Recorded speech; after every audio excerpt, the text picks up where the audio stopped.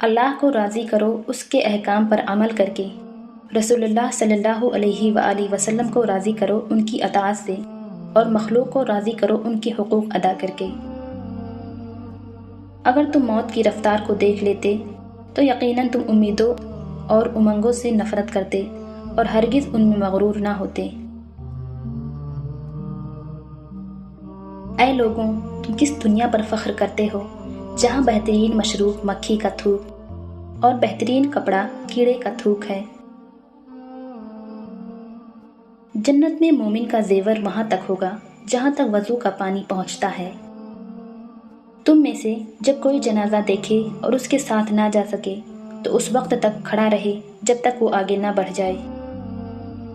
عقل مند وہ ہے جو گناہوں سے نفرت کرنے والا اور پرہیزگار ہے۔ دعا ایماندار کا ہتھیار، دین کا ستون اور زمین و آسمان کا نور ہے۔ تم مریض کے پاس جاؤ تو اس سے اپنے لیے دعا کراؤ، بے شک ان کی دعا فرشتوں کی دعا جیسی ہے۔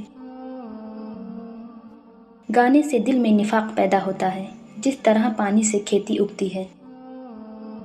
جو عیب سے آگاہ کرے وہ دوست، اور جو منہ پر تعریف کے پل باندھے وہ دشمن ہے۔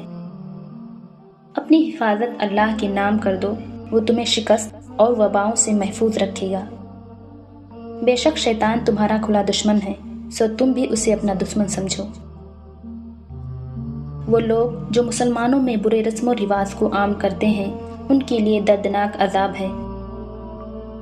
جب کوئی اللہ کی نعمت پر الحمدللہ کہتا ہے تو اللہ اس کو اس سے بھی افضل نعمت سے نوازتا ہے۔ عقل مند انسان زندگی میں 3 چیزوں سے دور رہتا ہے: جوانی میں ہوش سے، بلوغت میں جھگڑے سے، بڑھاپے میں لالچ سے۔ بندہ جب ماں باپ کے لیے دعا کرنا چھوڑ دیتا ہے تو اس کا رزق قطع کر دیا جاتا ہے۔